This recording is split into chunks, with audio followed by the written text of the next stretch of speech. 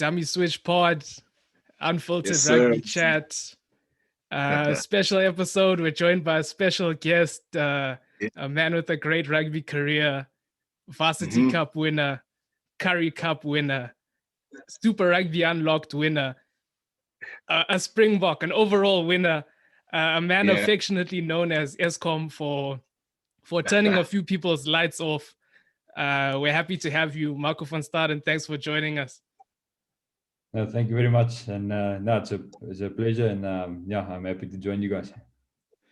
Thanks, man. Thanks. Let's get it started. As someone who went to a smaller school and didn't play Craven Week, I know also after under 21s, you didn't have a pro contract.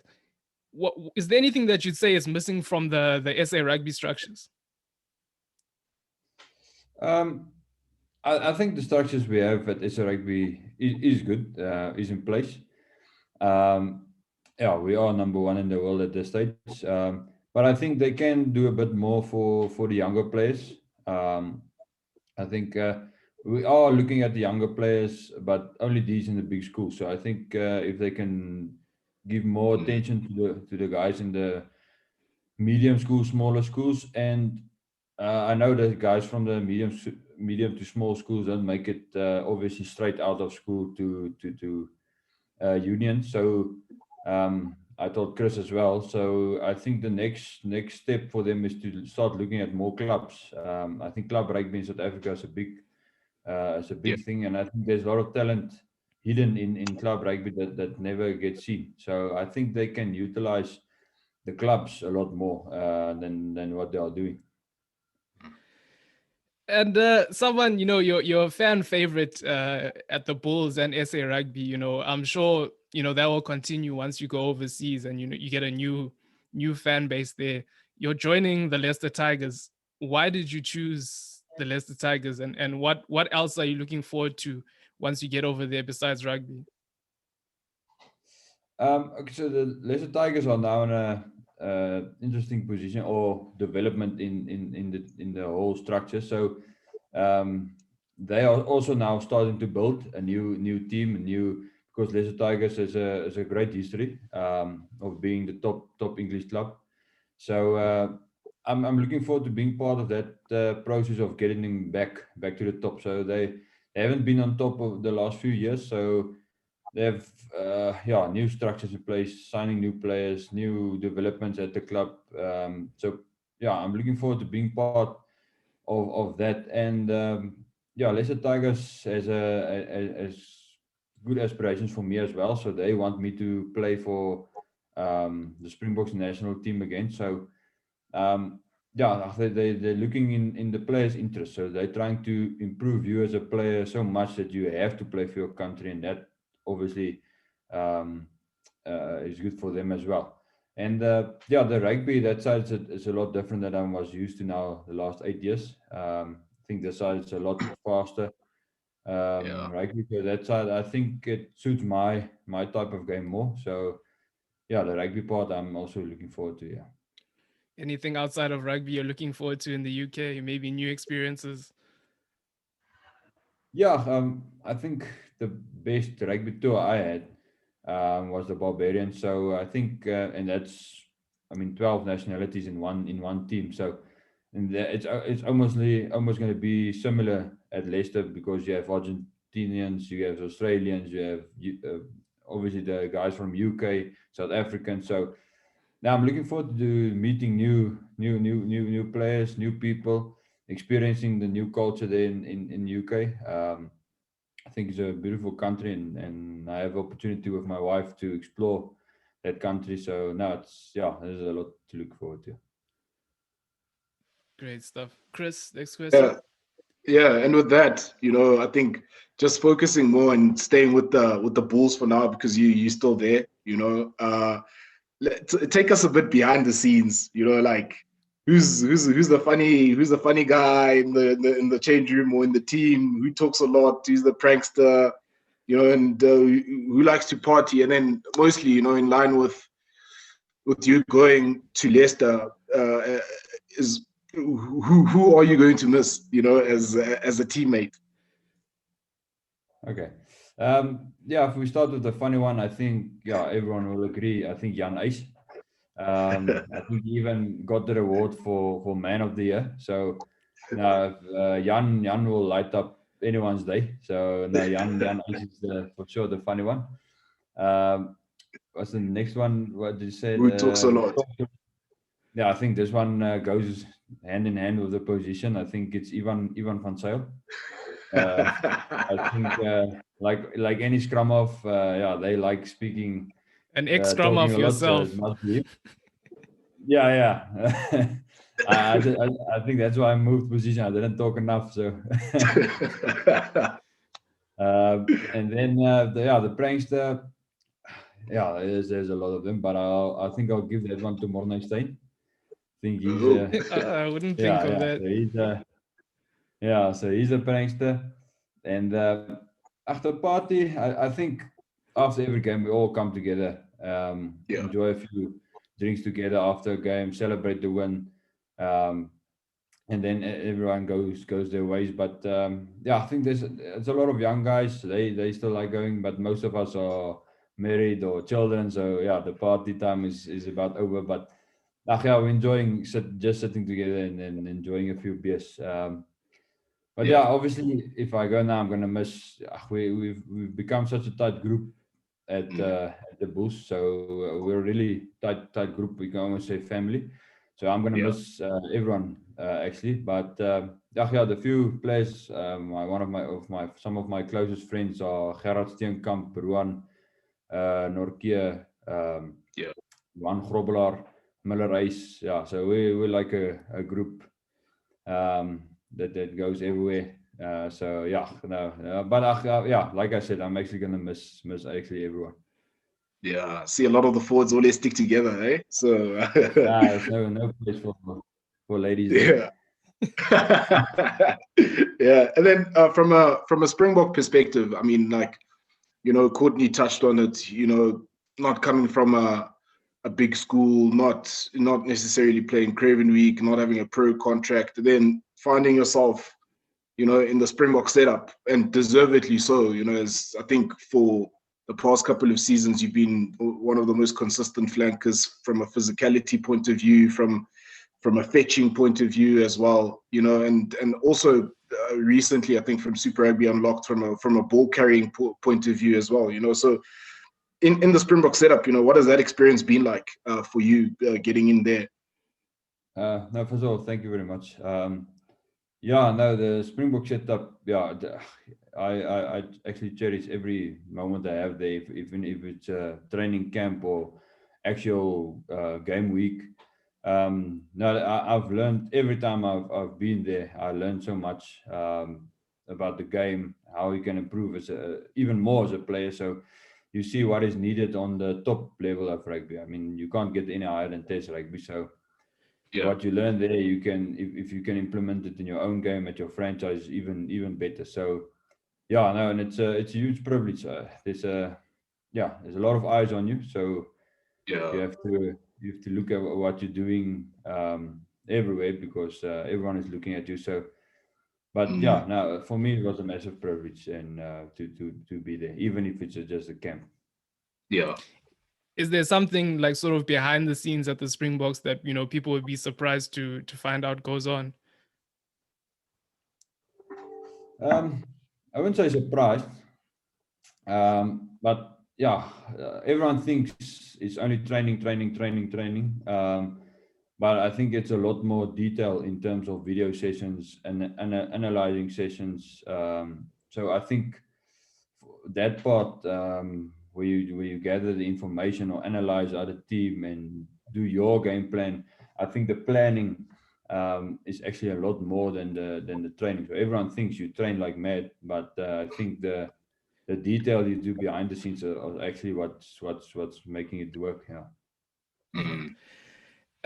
You're a physical player.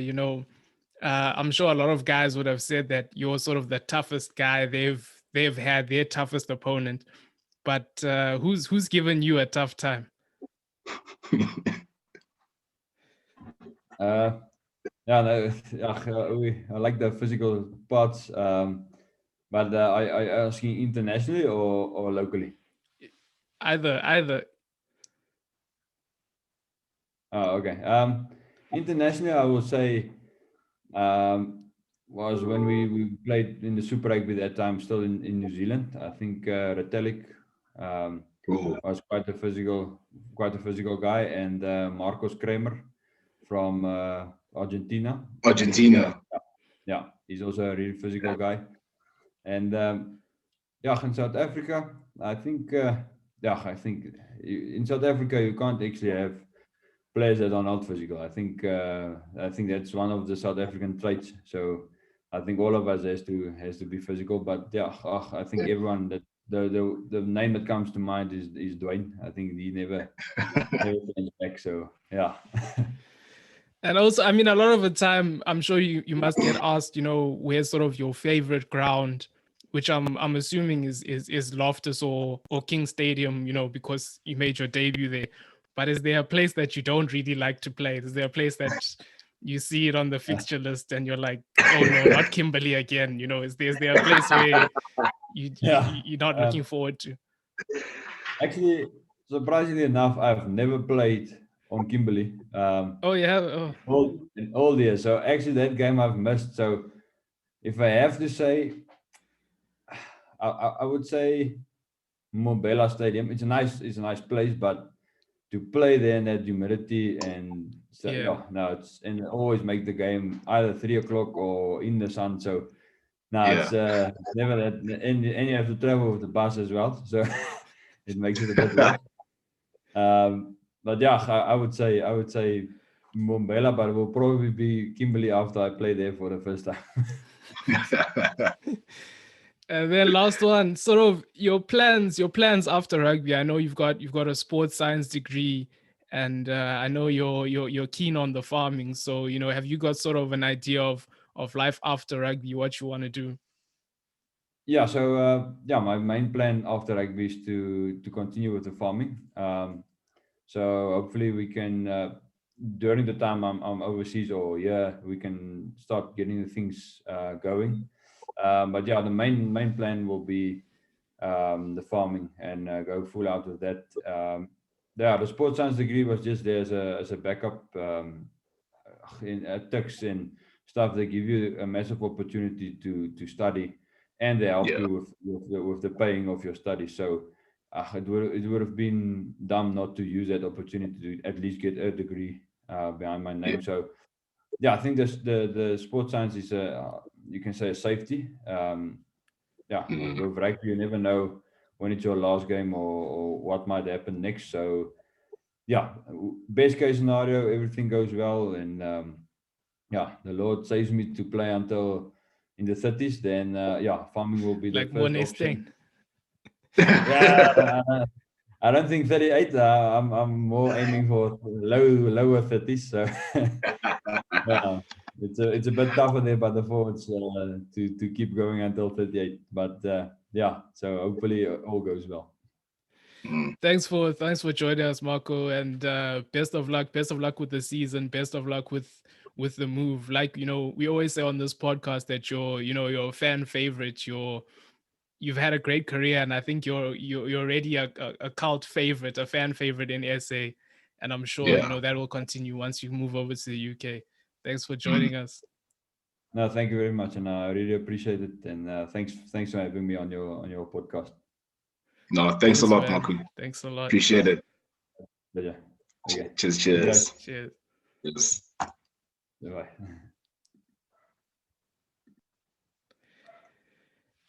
And that was our first guest, Marco van Staden. Big shout out to him for joining us. Yeah, it's a big shout out. Good interviews, good man, top man, top guy, he agreed to do this, managed to, twist his arm. but look, it just shows, I think for a lot of youngsters, but I think in anything in life as well, is, you just got to keep working. You don't have to be at the best school, the biggest school. If you have that passion, and if you keep on working hard, eventually you can't be ignored forever, and the doors will open. And so that happened for Marco, guy from Krugersdorp, and Becker Rural School. That's a lot of people haven't heard of it, and there he is. Yeah, man. And I think it goes to show, the way that he came on, you can see nice guy, humble guy. Yeah. Great guest. Moving on, let's talk about this preparation series. First game, EP versus Greek was a bit of an eyesore, this one. Yeah, it was, and I think, geez, it was, again, I think EP, the same issues over and over again, discipline being one of the major ones, and then I think what you saw from the Griquas was a Griquas side that didn't want to take risks and just, and just make sure of the win. I don't know how many like 5 maul tries. Yeah, in that game. And look, you can understand from their perspective, they needed to find a way to win. And for them, they felt that that was the best way. And I think at the same time, you want to say credit to the EP. The reason why I say that is Griquas potentially identified that if they try to play a ball in hand game and let it be open and loose against EP, they were going to leave a window of opportunity for them to probably pull one over them, So, yeah, but like you say, I saw, but Griquas did the job. Yeah, man. Again, EP discipline for me. The yellow cards, the red cards. It's not nice to see. Yeah. And it doesn't, it doesn't go well for them trying to establish themselves as pros and get those contracts. It just doesn't look good. Yeah. Not much else you can say about that one. Verity, I think that was the only sort of spark in that game. Yeah, that turned it on. Yeah, exactly. I think there's very little excitement to be honest from that game, and yeah, look, it was almost like a procession really, and just more tries. And from a physicality point of view, you can see at the same time, you can see the Griquas have got more synergy than EP. What you'd hope for the Griquas now, going forward, is that after getting this win, is that they've got the monkey off their back as a team, and they need to now try and sort of back it up with the performance, to another win effectively in their next game. Next one, Pumas hosting the Cheetahs. This one, our guys got their first win of the preparation series. In their new kit. I don't know if that was what pushed them over the line in the edge. Geez, look, it's like you had your two favorite teams, going against each other, and it showed. There was a lot of enterprise in that game. Good running lines, physicality. The ball was moving, and I think good rugby all around. And I'm super happy the Pumas won. I was happy watching that game. I was really, really happy because deservedly so. Like we've been saying, they're going to pull one. Undoubtedly, the Cheetahs are a bigger union, and I think we had just said on the last episode that the Pumas, it's in due course they will pull one over a bigger union, and they did. And this one, it wasn't necessarily a close call. You'd say I felt they really traded penalties for the most part. That drop from halfway, Reno Smith saying, Francois Staden, eat your heart out. You're not the only one that can bang them over from halfway. Eddie Fouchier looks back on song, coming back from that injury. I think, I think he might have had all the points in this one. I know up until 19, he had all the points, and then I think he kicked the last one over. It's a good showing from them. Tough place to play, as we just heard Marco say. And we've been saying, Mbombela is definitely a tough place to play. And you could see, I think the Cheetahs were slightly just off the pace. They were slightly off the pace. And just looked like an off night. But regardless, you have to be good enough to take advantage of the opportunity that's presented, and that's what the Pumas did, and credit to them. And as a team, I think this boosts them further, in terms of what they're doing, and you can feel. I felt while watching that, I could feel that belief. I was like, yeah, okay, these guys, they're it. If you look at solid showings, Gijima again, solid. You're looking at, I think, from a pack perspective, because that's where it starts. The pack. Yes, there was a few guys that when they came on, they didn't necessarily make that immediate impact. A few mistakes immediately after scoring. I think those are some of the issues that the Pumas will look to address. Is after getting points, you don't want to make a mistake. You want to exit, and not give away points. But all around, good showing. I think if I was Jimmy Stonehouse, I'd be happy. Very happy, very happy. Let's get into Bulls on next. Bulls versus Stormers. North versus South derby. Yeah, early on, Bulls got rolling. They got that typical, rolling with the forwards, then out wide to the backs. Zach Berger, he was controlling the tempo there. Some good variation of off the base, and then pick up. He just kept the tempo going. Nice. Yeah. Give it to Hendricks. Hendricks cut them up a bit, offload to Creel and over. Geez, look, with that start that the Bulls made, you thought yourself was going to be a long day for the Stormers, because that was absolutely a lethal start. And I think maybe a little bit after that, the Bulls kind of switched off just slightly, and allowed the Stormers to sort of get back in the fight, and credit to the Stormers, they definitely are improving. That's one thing that we can't deny.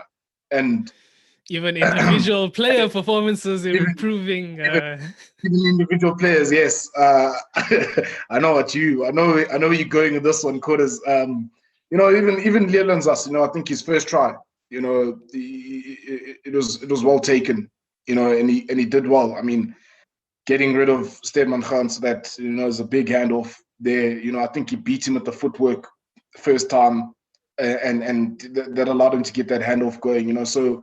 Yes, I've been bagging him for weeks, but we'll give credit to credit is due. That first try was simply well taken.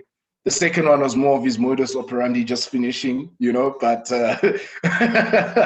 but that first one, he really worked for that one, and yeah, credit to him.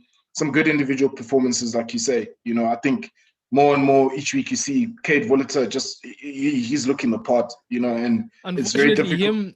Him and Zaz, though, they did mess up that Van Vieren try a bit. You sort of felt like between both of them, they could have sorted him out a bit, Yeah, that's true, But I think from a Cade Voliter perspective, you do give him a bit of leeway, because he is a youngster.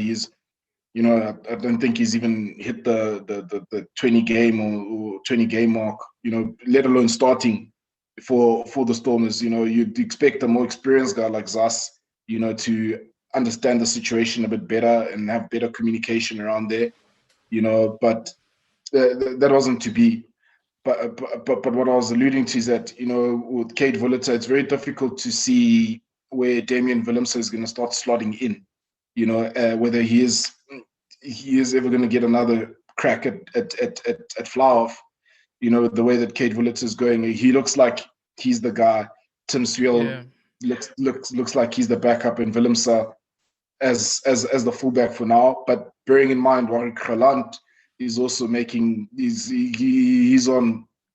making his way back from injury. So when he comes back, it's going to be interesting to see what they do. And I just look. Credit to the Stormers in this game. I think they really showed there's a lot of character there, a lot of character. You can't deny that. I think you saw how it even went down to right up until the last minute, where I think probably one of the blunders of the season, that we've ever seen. And yeah, Jonah Augustus he's the guy this week that we are bagging, because man, just put the ball down. Just put the ball down. You are through. This is to win the game. You don't even need the conversion. Just put the ball down. And the fancy dive. I don't think like Rico Ioane, he did that at an international level, and that cost New Zealand, and here we see again another. He's a youngster, yes, but he's a forward. You expect him to be a bit tighter, but it wasn't to be. It wasn't to be. Wasn't to be. Other takeaways from this game. Madosh Tambwe got caught napping.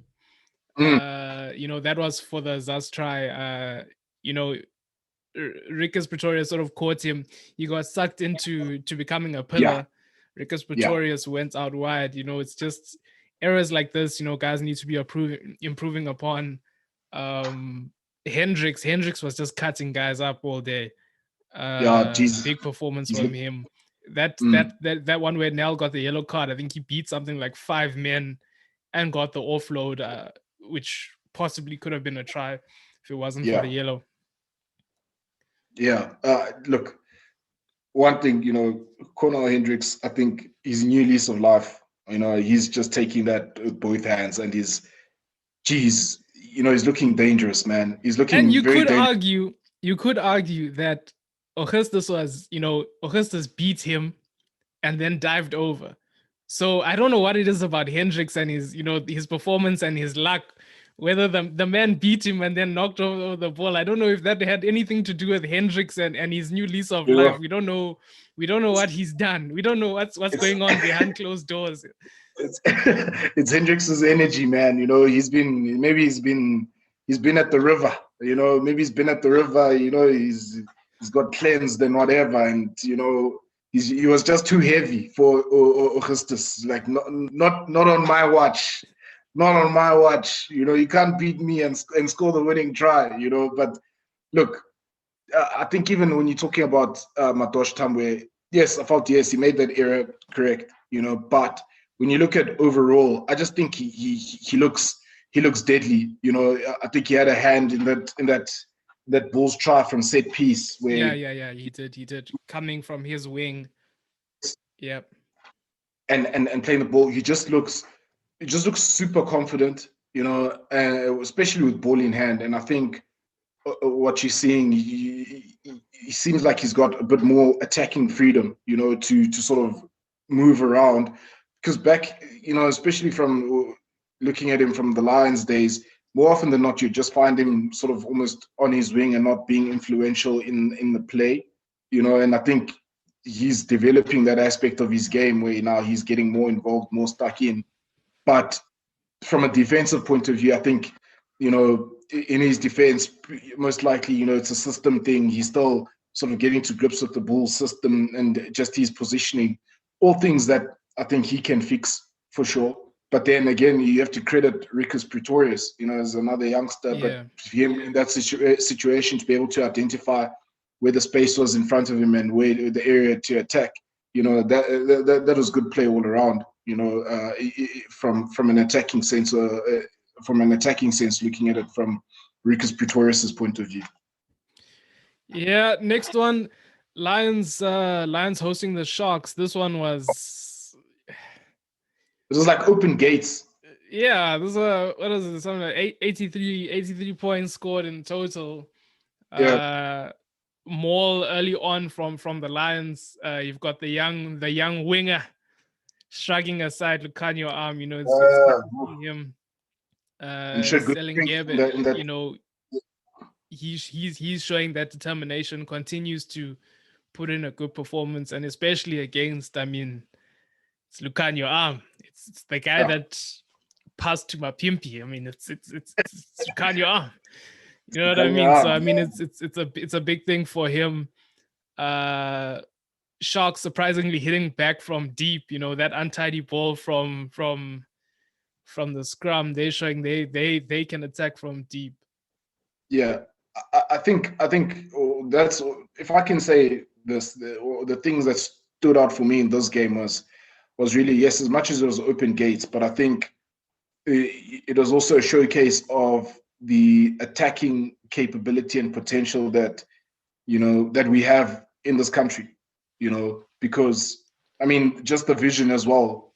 Getting that cutout ball out wide to Pengle deep down in the 22, and for them to take it all the way. Fassi, geez, he's just a racehorse. It reminds me, it clicked for me when I was watching the game. It reminds me a bit of JP Peterson, because he's got the height. JP Peterson also played a bit of fullback as well, so, and he just seems a bit very calm on the ball. And then the Lions as well, getting a try of their own from the 22. It was, geez, it was good from an attacking point of view. Look, it was a good spectacle, to be honest. But if you're defensive coaches, you're sitting there and you're a bit annoyed at letting in 6 tries. That's that you don't want to leak 6 tries going into sort of bigger tournaments. Yes, right now it doesn't necessarily mean much, but you want to make sure that defensively you sound and you're not just leaking points easily. Yeah, Similani putting on a draw and pass clinic. It just there's certain guys we've seen. Once they get on those outside channels, it's good night. So John Cena getting a try himself, Vincent Chituka. Yeah. Good to see from him. I love that celebration. He dropped him with the people's elbow. Like him and Similani, I think they've got a good chemistry going. And talking about Similani, I think, geez, the way he even read that Kern Bosch's attempted cross kick, and he came from far. And he's like, you don't. This is also in our playbook. We also know this one. You can't show us this one. You're showing me things that I do at home. And you're trying to do it at my house, basically. And look, that was a great read. But like you said, draw and pass clinic, just his attacking abilities, I think, is second to none. Easily, if you're looking at it from an outside center perspective and looking at it as like a young talent, he's really right up there. And the more consistent he plays, and of course we'll see in the Northern Hemisphere conditions, but he's a potential bolter because he's a threat. Ball in hand, he's definitely a threat, and he can get you points. So credit to him. Guys like even Chituka, his work rate, I think it's showing. It's showing, and it looks like he's put on a bit of bulk there. As well. And very young loose forward trio for the Lions. The guys around that, I think, max 24 age, 22, 23, 24.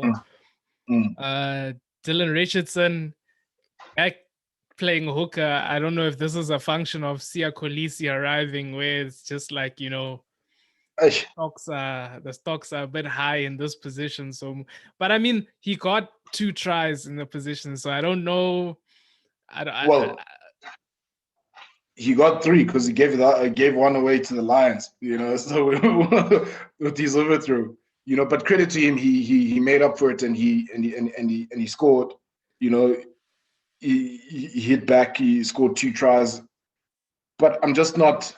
I echo your sentiments. It's just at the moment you're not sure in terms of what the thinking process would be from the coaching staff, because I think, yes, number one, I think we've said this before on the podcast that the Sharks definitely have a concern at hooker.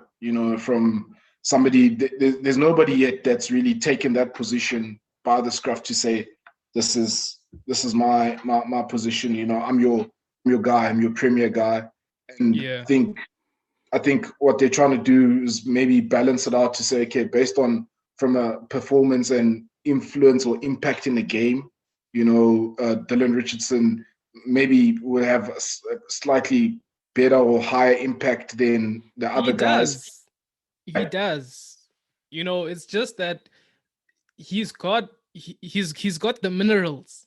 But Yeah. the thing is, can he, it's a specialist position. Can he sort out his throwing? Those are the sort of things. He's got the impact, he's got everything around it. It's just that, can he sort out the fundamentals of the position?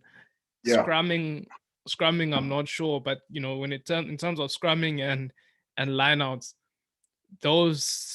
that's what puts the bread on the table at the end of the day for your hookers. So, I mean, if you can sort those fundamentals out, then possibly, he's in for a starting position at hooker. True. I agree with you. But I think he can sort out those fundamentals. I mean, I think we've seen over the years. I think it's just a matter of how. Yeah, it's just a matter of how quickly can he do it. Because that window. I think the longer the season goes on, the window will become smaller and smaller up until the point where they most likely they will recruit somebody with more experience, potentially with international experience, to come and bolster up that position. But we've seen it has been done before. We've seen Malcolm Marx, he's done it. We've even seen guys, if you think back, Dion Faris that played between hooker and flank as well. Derek Keane as well. At the Bulls, he went from flank to hooker at the expense of Bonambi and Bandisa Marku, but we won't talk about that.